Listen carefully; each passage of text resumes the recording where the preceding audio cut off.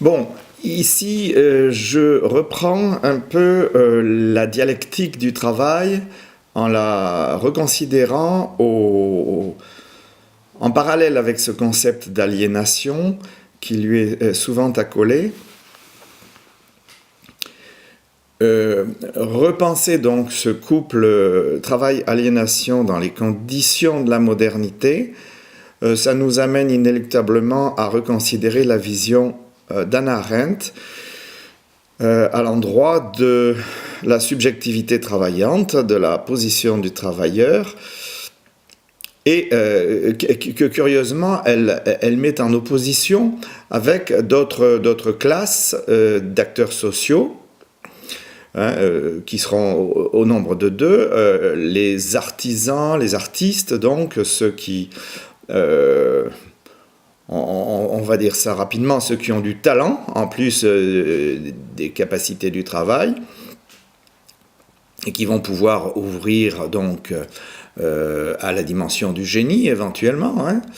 Et puis encore au-dessus de cela, les hommes et les femmes d'action, ceux qui n'ont pas besoin de travailler en définitive parce que leur maîtrise des conditions de l'action, tacitement bien entendu de l'action politique, leur permet d'être très nettement au-dessus de ça.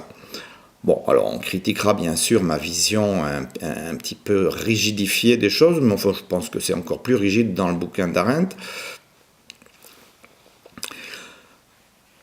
Alors, au registre de l'aliénation, chez Arendt, il y a aussi, et de toute façon, c'est le même mot, et c'est le même mot et ça concerne la même chose, la question aliénation rapport au travail et la question aliénation rapport à la folie. Il est bien évident que Arendt a été scandalisé, mais absolument scandalisé, que ce pauvre Eichmann soit un type ordinaire.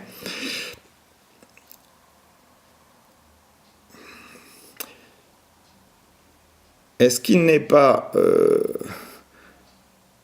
Bien sûr, ça aurait été rassurant hein, qu'il soit complètement... Alors, complètement fou, ça aurait été assez intéressant parce que ça aurait permis de... justement, d'aller dans le sens de... Non pas, bon, on n'aurait pas évoqué la question de la déresponsabilisation puisque c'était pas dans l'ambiance, bien que ce fût dans la législation déjà des pays européens. Mais ça aurait été rassurant qu'il soit dingue. Mais il n'était pas tellement dingue. Hein. Et alors, bon, ce qui aurait été rassurant, c'est qu'on puisse le percevoir comme un grand pervers, un type tordu, pas du tout dans le sens commun du désir, du rapport d'humanité, etc. Pas de peau, le type est assez banal, nous y arrivons. Banalité du mal. Voilà, alors ça c'est embêtant que ce type-là d'aliénation soit pas repérable, quoi. Hein. Donc il y a de l'aliénation qui fait faire des choses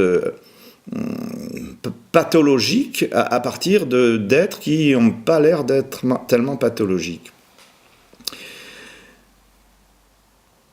Voilà, alors tout ça est assez en contradiction avec cette vision très méprisante et très dévalorisante de ce qu'on pourrait appeler le travail de base, hein, la position du travailleur de base, pour dire de ceux qui font tourner la machine économique.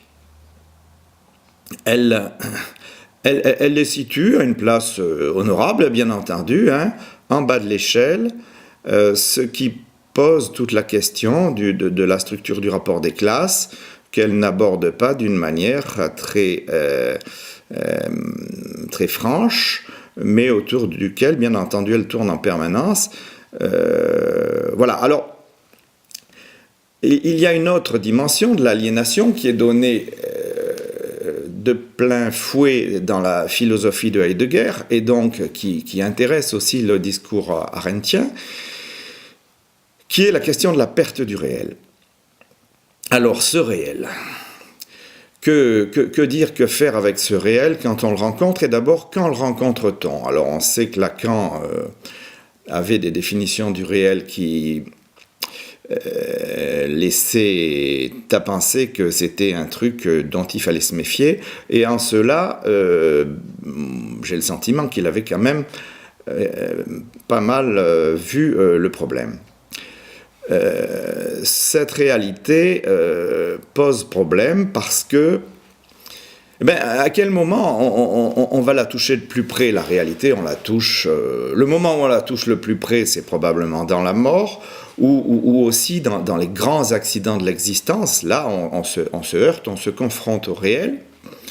Et puis, et là c'est moi qui le dis, je crois que c'est dans la position travaillante, c'est-à-dire dans le rapport au travail.